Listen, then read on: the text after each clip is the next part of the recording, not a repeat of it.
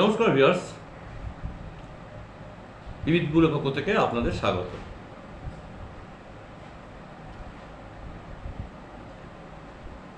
Viewers, আজ আমার গুরুদেবের একটি সংক্ষিপ্ত বাণী আপনাদের আমি পাঠ করে শোনাচ্ছি এবং দেখবেন শেষে গিয়ে যে বর্তমান সময় আমাদের যা পরিস্থিতি সমাজের, ঠিক সেটাই উনি বলেছেন 100 বছর আগে। কি করে সম্ভব? আমি তো অবাক হয়ে যাই। মানে উনি কি আজকের সময়টা বুঝে গেছিলেন এটা হতে যাচ্ছে? যাই হোক, পরে ব্যাখ্যায় আসছি। আগে আমি পাঠ সেরে নিই ভিউয়ার্স।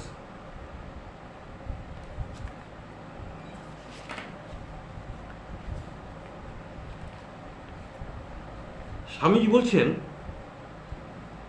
ভবিষ্যৎ অনিশ্চিত, জগতে কেহ জানে না কবে কাহার কি হইবে, তবু অন্তরে আশা রাখিয়া চলিতে হয়।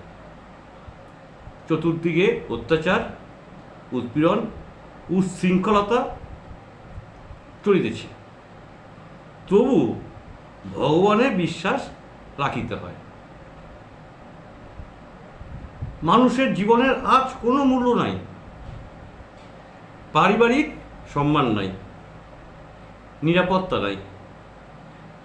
অরাজকতাকে গণতন্ত্র নাম দিয়া রণদেবতার অট্টহাস চলিতেছে, তবু ভগবানে নির্ভর করিয়া যে সৎ পথে চলে, ভগবান তাকে সর্বদা রক্ষা করেন। ভগবান মঙ্গলময়, এ কথা মনে রাখিও।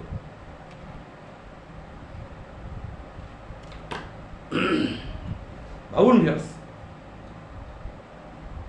এই যে চারিদিকে উচ্ছৃঙ্খল, উৎপীড়ন,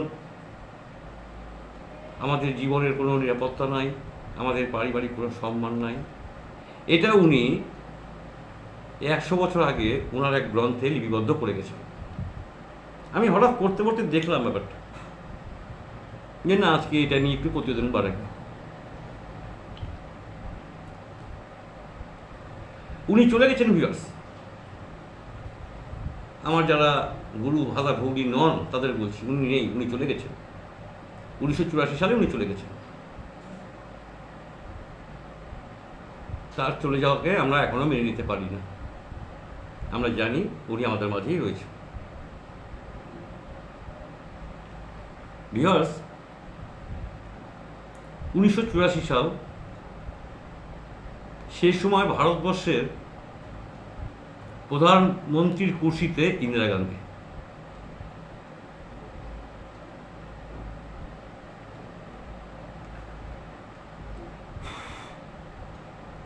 তো আমাদের গুরুদেব চলে যাওয়ার পরে ইন্দিরা গান্ধী একটি শোক বার্তা প্রকাশ করেছিলেন, আনন্দবাজারের প্রথম পেজে ছিল।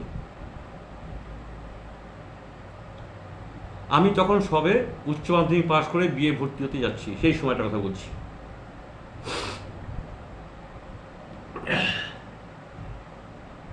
ইন্দিরা গান্ধী লিখেছেন শোক বার্তাতে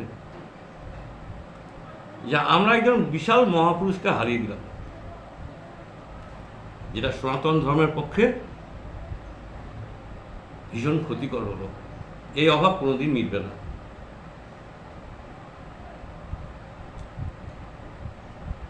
আমাদের গুরুদেবের ছবি দিয়ে উনি আনন্দবাজারের প্রথম পৃষ্ঠাতেই ছেপেছিলেন এবং আমি সেটাকে কাটিং করে ভিউয়ার্স ফটো বাঁধিয়ে, ফটো যেরকম বাঁধানো হয় বাঁধিয়ে আমি দেয়ালে রেখেছিলাম। এই রিসেন্ট বছর 2-3 বছর আগে দেখলাম উই পোকাতে নষ্ট করে দিয়েছে, নষ্ট হয়ে গেছে। তো ভিউয়ার্স, ইন্দিরা গান্ধীর মতো একজন নেত্রী, উনি ওনার সম্পর্কে যা শোক প্রকাশ করে জানিয়েছিলেন আমাদের, সেটা কোনোদিন ভুলবার নয়। আমি চেয়েছিলাম সারা জীবন রাখার জন্য, কিন্তু পারলাম না। সেই 1984 থেকে এটা হচ্ছে 2024। এই যে দীর্ঘ পথ এ রাখা সম্ভব হলো না। তবে ভিউয়ার্স,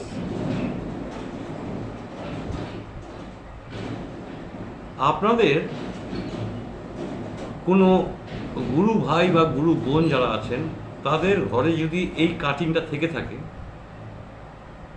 একটু ভিউয়ার্স প্লিজ আমাকে জানাবেন না কমেন্ট বক্সে আপনার নাম, কোথা থেকে দেখছেন প্রতিবেদন, আর আপনার ফোন নাম্বার আমাদের কমেন্ট বক্সে লিখে দেবেন। আমি আপনার সঙ্গে যোগাযোগ করে নেব। আমি ওই কাগজটা ভীষণভাবে খুঁজছি ভিউয়ার্স। আমি এই প্রজন্মের ছেলে মেয়েদেরকে দেখাতে চাই যে আমাদের গুরুদেবের অবস্থানটা কী।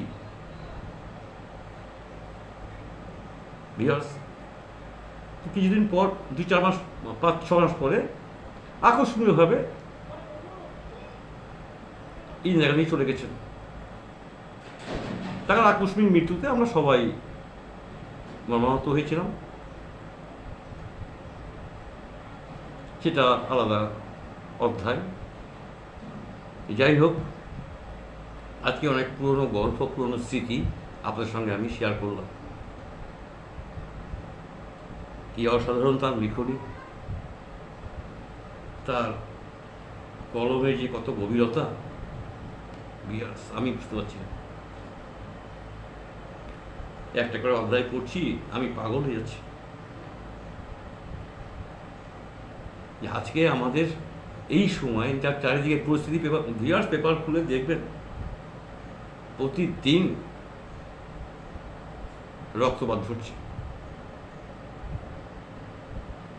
ইস্যু বিভিন্ন রকম হতে পারে, কিন্তু লোক চলে যাচ্ছে, আমাদের সহনাগরিক চলে যাচ্ছে।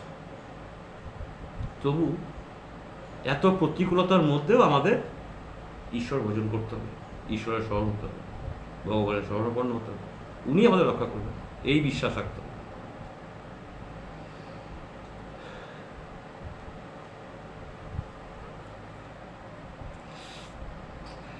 যাই হোক ভিউয়ার্স, আজ এই পর্যন্ত রইল। বাসন্তী পুজো চলছে, আজকে মহা অষ্টমী। এই মহা অষ্টমী, এই শুভ সন্ধিক্ষণে দাঁড়িয়ে আপনাদের আমি প্রীতি শুভেচ্ছা জানাই ও হার্দিক অভিনন্দন জানাই। আর আমার গুরুদেব তার আতুল চরণে শতকোটি প্রণাম জানাই। আপনারা সবাই ভালো থাকবেন, সুস্থ থাকবেন। আগামীকাল আবার নতুন টপিকস নিয়ে আসবো, অপেক্ষায় থাকবেন। আজকের মতো গুড বাই।